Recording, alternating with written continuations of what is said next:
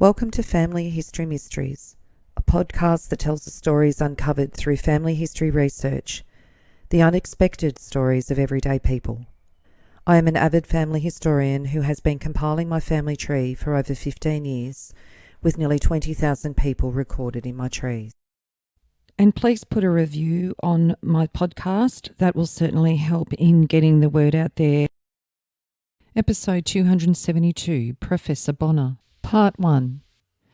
Professor Bonner was a self-styled hypnotist who toured the eastern states of Australia in the early part of the 20th century. He was born Ernest Bonner Page on the 1st of November 1877 in Collingwood, Victoria, to James Page and Elizabeth Taylor. His father, James, was Scottish, and he'd initially married Sarah Drinkwater in England in 1850, and they had 2 children prior to their marriage, and in December 1854 arrived in Melbourne on the ship Parisian. I'm not sure what became of Sarah. However, James had a son, Alfred, with Jane Macduff, née Snodgrass, in March 1857. Jane was also Scottish. She'd married Robert Macduff in Scotland, and they'd emigrated by 1852. Jane's husband, Robert, died in July 1855. James Page and Jane married in 1860. Jane died on the 20th of March 1871. Then James married Elizabeth Taylor in 1873, and they had a son in April 1873, followed by another 7 children, with only 4 surviving infancy. Ernest was the third born. On the 1st of July 1910 in the Melbourne Herald, it outlined the death of James Page. Ex-councillor James Page, JP, who passed away on Sunday at his residence in Johnston Street, was one of the very few surviving members of the old Collingwood Council. He joined their corporation in the early 1860s and for a long period was one of its most energetic members. He was also a regular attendant at the local police court until a year ago when his health showed signs of failing. The deceased gentleman was a native of Edinburgh, where he was born in 1825. He was taught the plumbing business and worked in London until the goldfields of Victoria drew him hither. He sailed from Leith in a sailing vessel so leaky that the passengers had to work at the pumps in turn all the way out. After trying the diggings, he resumed his trade in Melbourne and started a business on his own account as a plumber on the corner of Gertrude and George Streets in Fitzroy. He took part in the formation of the first local volunteer company, called the Collingwood, and from his shop the first contingent marched to be sworn in. He was a member of the Master Plumbers Association, which contracted for the first water connections in Melbourne. He also took a prominent part in the proceedings which led to the building of the present Town Hall in Hoddle Street. And he leaves a widow and a grown-up family. The deceased gentleman was 85 years of age. And on the 8th of September 1910 in the Melbourne Argus, it announced that James Page of Collingwood, plumber, who died on the 10th of July, left an estate valued at £14,092. It consisted of £13,134 of realty and £958 of personalty, and by a will dated on the 21st of May 1909, it was left to his widow and children. So Ernest married Ada Sophia Dorr on the 22nd of November 1904 in Melbourne when they were 27. Ada was the only child of Frederick Dorr and Letitia Scarlett. She was born in Carlton, Victoria in November 1877. Frederick was English and Letitia was Irish. Letitia had arrived in Melbourne as a 14-year-old in November 1864, and they married on the 18th of November 1865. The first we hear of Ernest styling himself as Professor Bonner was on the 20th of June 1905 in the Melbourne Age, in an advertisement that says Professor Bonner of 12 Victoria Street, St Kilda, regarding cures for insomnia, drunkenness, excessive cigarette smoking, headaches, neuralgia, rheumatism, blushing and stammering by treatment of personal magnetism. All diseases treated, success guaranteed, strictly private, no cure, no pay. Hundreds of testimonials. And then a month later in the Melbourne Age, all physical and mental ailments successfully treated by personal magnetism and hypnotism, heart, liver and kidney troubles, weak and turned eyes, deranged nerves, rheumatism, synvitious dance, sciatica, neuralgia and every kind of pain instantly dispelled. Reverend Hector Ferguson, assisted by Professor Bonner, Friday evenings in Collins Street. On the 15th of January 1906 in the Bendigo Independent, it announced the arrival of the menagerie and novelty circus. The 6-night season of this combination commences tonight at the showgrounds. The artists, menagerie and paraphernalia will arrive at 8 a.m. today by 2 special trains, and a brigade of workmen will be engaged in erecting buildings till well in the afternoon. Of the merits of the company connected with this huge show, the press of almost every land has testified eloquently, and the menagerie, everybody who has seen it speaks with high praise. The great carriage drive, in which the principal participants are Professor Bonner, Mr. von Hartmann and Mr. S.C. Williams, will be something which citizens can view from the streets. And on the 15th of January 1906 in the Bendigo Advertiser, an item which is arousing great interest and speculation in the city is the hypnotic performance by Professor Bonner and his associates, Mr. von Hartmann and Mr. S.C. Williams. Professor Bonner created little short of a sensation at Prince's Court in Melbourne recently by hypnotising Mr. Williams and causing him to sleep for 120 hours. Professor Bonner will endeavour to repeat the same feat in Bendigo. He will hypnotise Mr. Williams, who, while in that condition and blindfolded, will drive a carriage around the streets of the city and discover an article previously hidden by a committee of local gentlemen, which includes the Mayor of Bendigo and other councillors, including the town clerk. And on the 16th of January 1906, so the next day in the Bendigo Independent, the burial of Williams. Tonight, during the interval, Mr. S.C. Williams will be hypnotised by Professor Bonner under the supervision of a committee of citizens and will then be buried in a grave 4 feet deep in the presence of the audience in the menagerie. He will be watched during his sleep by a committee of townspeople and will be resurrected on Saturday night. And then another account in the Bendigo Advertiser says Professor Bonner hypnotised Mr. Williams in the circus tent, selected the town clerk to hide an article in the city to be discovered by the medium. The latter was brought from under the control of a hypnotic influence, and the 3 associates remained in the tent while a portion of the local committee drove in a drag into the city to the establishment of the Craig Williamson Proprietary Limited, where the article, a large pocket knife supplied by Mr. Williams, was placed in the pocket of a dress hanging on a dummy figure in the showroom at the rear of the establishment. A return was made to the circus, where Professor Bonner placed Mr. Williams under hypnotic influence and blindfolded him.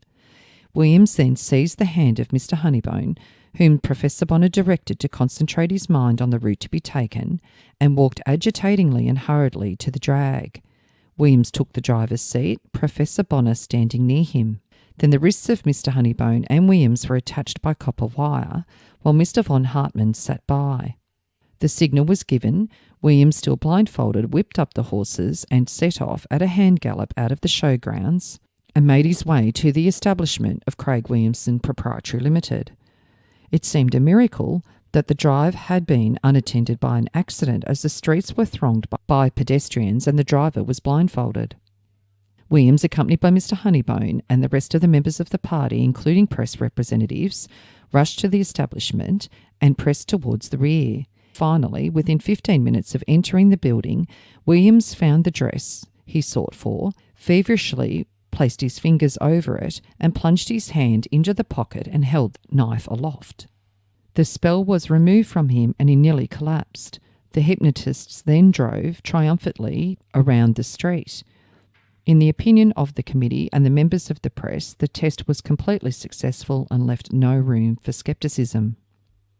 Then on the 18th of January 1906 in the Melbourne Age, Williams, after being hypnotised by Professor Bonner at Bostock and Wombell's Circus on Monday night, was put to sleep and buried and is still sleeping.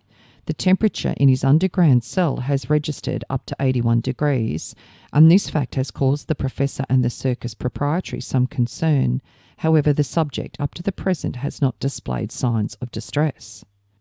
Then on the 19th of January 1906 in the Bendigo Independent, tomorrow night the sleeping man Williams will be awakened. It is expected that it will be 10:30 before he is unearthed.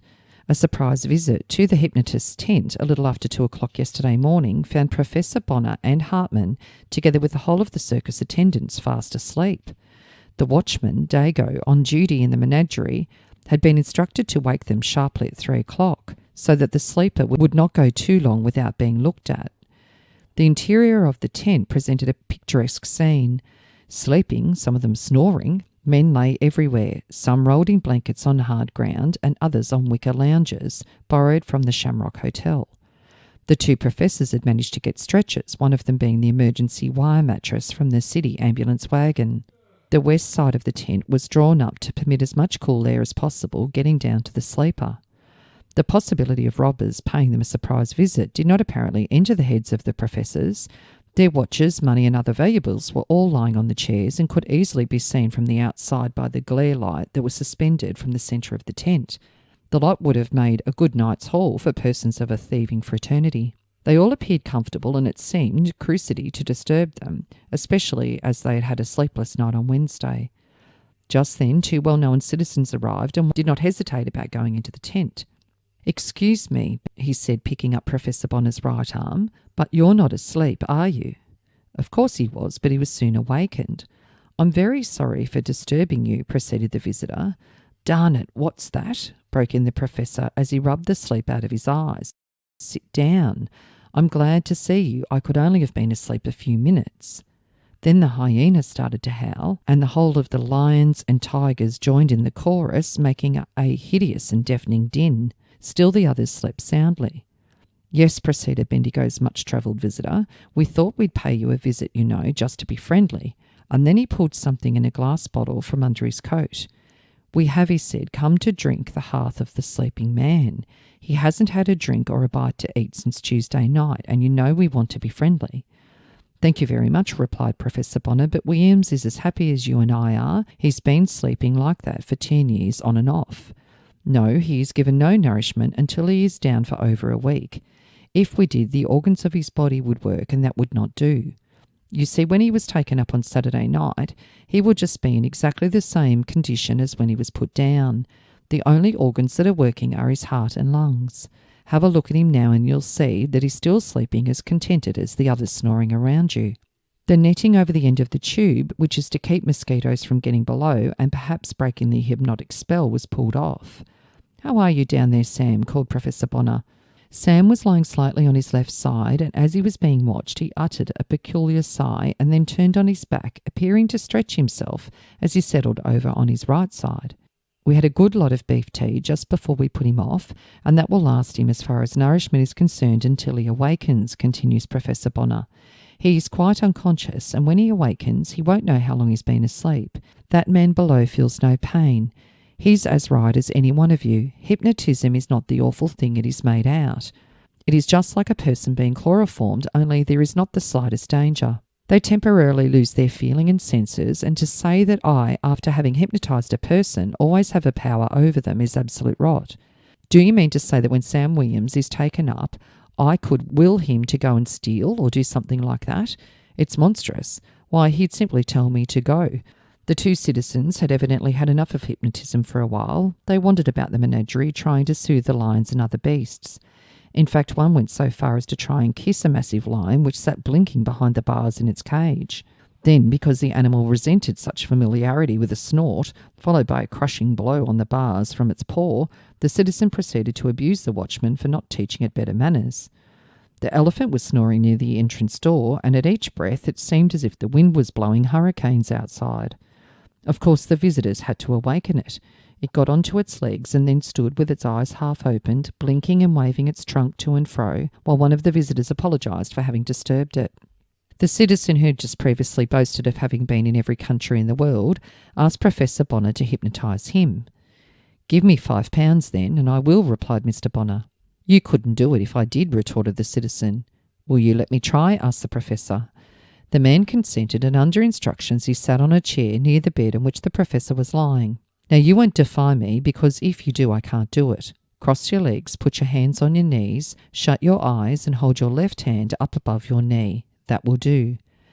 But the man jumped up and said, "I was only jesting." Then his friend interjected, "Here, let me get there and see if he can hypnotise me." He sat in the chair, and after getting in the position from the professor's orders, with his hand held out like a schoolboy called on to receive punishment, Mr. Bonner picked up a stick and gave him 6 smart taps on the fingers. "Not too hard, you're hurting," exclaimed the would-be patient. Mr. Bonner threw the stick away, and for a few seconds the man still sat on the chair. "Go on," he said, "I'm ready." "You're done now. Don't you feel anything?" "You stood the hits very well," exclaimed the professor, and the visitor realised that he'd been played with. This went on for some time, and then daylight began to break. Both men suddenly remembered they had homes. Reports state that Williams is doing well. Several hundred people visited the grave yesterday and last night. And on the 22nd of January 1906 in the Bendigo Independent, it announced the resurrection of the dead, an interview with the corpse. Last Tuesday night, Mr. Sam Williams was, as per the program of Bostock and Wombell's Circus and Menagerie, was put into a hypnotic sleep by Professor Bonner in the large marquee on the showgrounds in the presence of some thousands of Bendigo citizens, and then buried in a grave 6 feet deep in a small sub-tent off the menagerie. On Saturday night, in the presence of between 3,000 and 4,000 people, a record gathering for a Saturday night entertainment in Bendigo, the grave was opened, Williams brought to the surface and awakened out of his sleep, apparently none the worse for having been buried for 4 days. Mesmeric sleep, by those who believe that they've studied it correctly, is described as a peculiar physiological condition excited by perverted action of certain parts of the cerebral nervous organs and is not caused by occult force emanating from the operator. It is no new thing. It was discovered by Mesmer in 1778, and when he brought it under the notice of the French people, he was regarded as a charlatan. There have been various exponents of the mesmeric or hypnotic sleep who have laid dormant for days, and Williams only differs from them in being up to date and allowing himself to be what is termed buried. It seems gruesome to talk about burying a living man, even though he was asleep, and this very creepy feeling, this apparently juggling with the life of a fellow being, is what fills the people with curiosity. Williams was buried 6 foot under the ground. Instead of being in a coffin, he was in a comfortable bed in a large box, and funnels connected from the box in which he lay to the surface, supplying him with air. 3,000 persons viewed him during his lengthy retirement. The awakening of the sleeper, the resurrection of the dead, was carried out with a certain necessary amount of spectacular display, but the final acts were simplicity themselves. Prior to shovelling off the earth, a handkerchief was lowered over the sleeper's face as to protect him from dust and fine earth, which might get through the crevices of the box. The soil was removed, and at 10:30 p.m. the members of the committee and several pressmen assembled in a small tent. The screws were taken out of the lid of the box, and the top with the 2 funnels were removed. Williams was then placidly reposing, his hands over his chest and both feet in the left-hand bottom corner of the box. His pyjamas, bedding, pillows, and the handkerchief over his face were all covered with fine yellow dust. 3 men descended into the grave and gently lifted him up and laid him on a stretcher. His face was then uncovered, and he looked like a man in a deep sleep on a hot summer's night. There was 4 days' growth of black beard on his face, and his skin was greasy from perspiration. His clothes were dusted, and his face, chest, and hands wiped. He was then made as comfortable as possible on the stretcher with a pillow under his head. 2 assistants then raised the stretcher and carried Williams to the marquee. By this time, all sitting accommodation and most of the standing room was packed, for people had just left off business, were flocking to the tent right up to the last moment. The sleeper was borne round amongst the audience and then laid, still on the stretcher, in front of the stage. Professor Bonner addressed a few words to the audience, relating what had been done. He then proceeded to put Williams into a cataleptic condition, the body assuming a perfect rigidity, the muscles becoming stiff and rigid, caused by reflex irritability under the passages of the professor's hands. Ropes were next placed under the shoulders and ankles of the sleeper, and he was hauled up onto the platform by 2 members of the committee, carried to a table, and stretched out thereon. Professor Bonner then made a short address, setting forth what was to follow. The cataleptic state was then thrown off, and the body restored to its natural mobile condition. After this, Professor Bonner, in the style of Dr. Carr, Madame Sibley, and other professors of mesmerism, passed his hands once or twice over William's face, rubbed his thumbs hard over his temples, slapped his face hard several times, and kept saying, "Wake up, Sam." At 10:45 p.m, within a minute, the sleeper's toes began to twitch. He moved a foot, then gave a shiver, lifted his hands over his head, and yawned. He turned partly on his left side. Professor Bonner was still trying to rouse him, and Williams said in a sleepy tone, "Be quiet, will you? I'll get up in a minute." "Wake up, Sam," said Professor Bonner, giving him a vigorous slap. "Oh, don't be in such a hurry," said the sleeper. "I'm all right." It was indeed an awakening. Sam lifted up his right leg, scratched the sole of his foot with his hand, greatly amusing the audience. In a few more seconds, he opened his eyes, looked around and sat up, and Professor Hartman asked him, "How are you, Sam?" He said, "I'm all right, thanks." The audience cheered and Professor Hartman poured a tumbler of lager beer and the resurrected man drank it greedily. He evidently was very thirsty, and before he was satisfied, he disposed of 3 or 4 glasses of lager in quick succession. In a few more minutes, he stood on his feet, and after a few words to the audience by Professor Bonner, Williams walked off the stage to all appearances, save for a stiff left knee and a good crop of beard on his chin. He was precisely in the same condition as when he went to sleep on Tuesday night. In going off, he shook the hands with various members of the committee and assured a representative of the Independent that for feeling tired and somewhat thirsty, he was all right. The playing of the national anthem then intimated that the performance was over. According to arrangement, a representative of the Bendigo Independent called at the Shamrock Hotel at 11 a.m. yesterday to interview the corpse, in inverted commas. He was informed that Williams was enjoying a peaceful, natural sleep.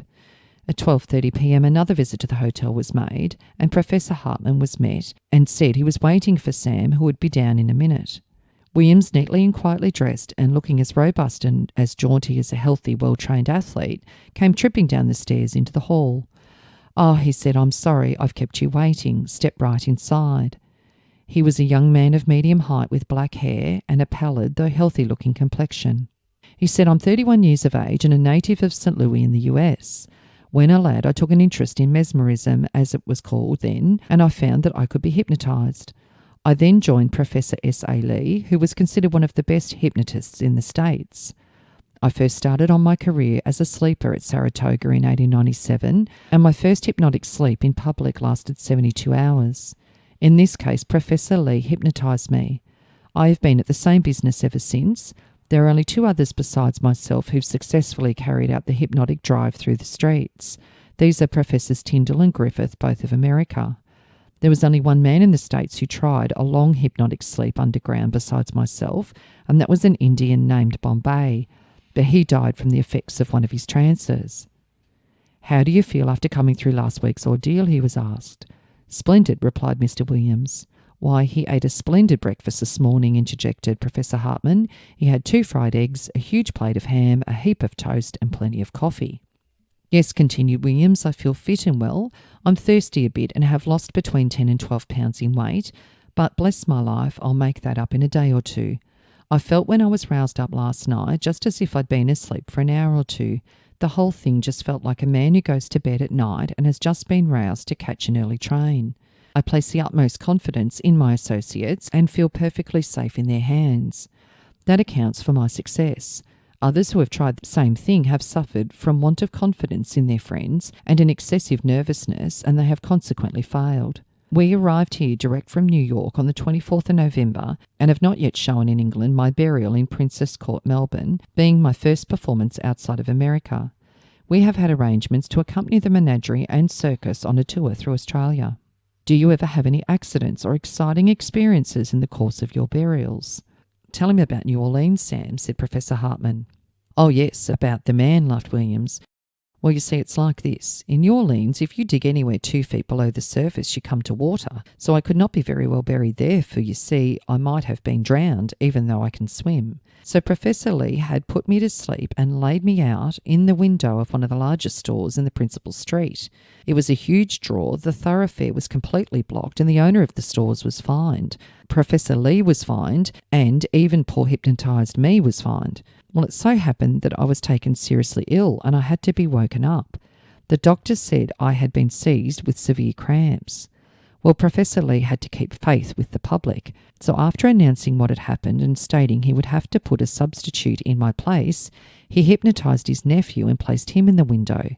Now, the professor's nephew had a fine black moustache, and I was, as now, perfectly smooth-faced. Well, I got over the attack of cramps and I strolled around the street to have a look at my sleeping substitute to get some idea what I had looked like. I had not been in the crowd 1 minute when a wild-eyed gentleman accosted me and said hoarsely, "I say, has that sleeping man a moustache?" "He has," I replied, "and I guess he's a perfect right to have one if he likes." "Well," he said in a shaking voice, "I swear to the Lord above I'll never touch another drop of drink again. I passed here hardly an hour ago, and that hypnotised sleeper had not a vestige of a moustache. I'll swear to it. and he walked off with large drops of perspiration falling from his brow. One time a medical man took a knife and thrust it under the skin of my left kneecap. Severe swelling ensued, and I had a stiff leg for 6 months, and I thought it would never be better again. So by the 30th of January 1906, Professor Bonner was in Ballarat, still performing with the Bostock and Mumble Circus. Unfortunately, though, the Ballarat police took a dim view of Williams driving himself to his burial site blindfolded. So on the 31st of January 1906 in the Ballarat Star, sensational blindfold drive. By invitation of the management of Bostock and Mumble Circus, a number of prominent citizens, together with pressmen, assembled at the Marquee at the Military Reserve yesterday afternoon to witness one of the most extraordinary cases of hypnotism ever brought before the notice of the public of Ballarat. The circus executive, in order to show that the remarkable powers of Professor Bonner and his subject, Mr. Sam Williams, were genuine, welcomed close inspection of all preliminaries in connection with what they have aptly termed the sensational blindfold carriage drive.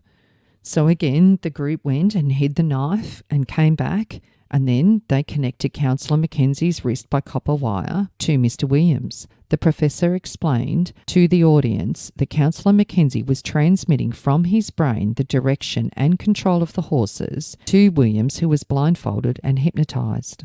Williams, by virtue of the occult science, read Mr. Mackenzie's thoughts, and he would drive over the route previously taken by the committee and eventually find the knife. They went on a wild ride where Mr. Williams arrived at a shop. He at length unearthed a coat, pulled out his one free hand into the pocket and found the hidden knife. He was immediately dehypnotised by Professor Bonner and at once collapsed and took some time in reviving. The party drove back to the Circus Marquee, where the Mayor of Creswick testified that he was thoroughly satisfied with the genuineness of the test. However, in the Melbourne Argus, it announced the next day that in Ballarat, the hypnotist demonstration given by Professor Bonner of Bostock and Mumble Circus on Tuesday has an amusing sequel. In the midst of the congratulations of the party, Constable Carey arrived and took Williams' name with a view of prosecuting him for furious driving. In the Ballarat Star, it had an article on the living burial. The proceedings of the night concluded with the living burial. The subject, Sam Williams, was hypnotised on the stage by Professor Bonner in the presence of Mayor Ritchie and councillors Levy and Mackenzie, as well as Major Bennett and others. After Williams had been put soundly to sleep, hat pins borrowed from ladies in the audience were stuck into his cheeks and arms and left there while the hypnotised man was taken around and subjected to the inspection of the audience.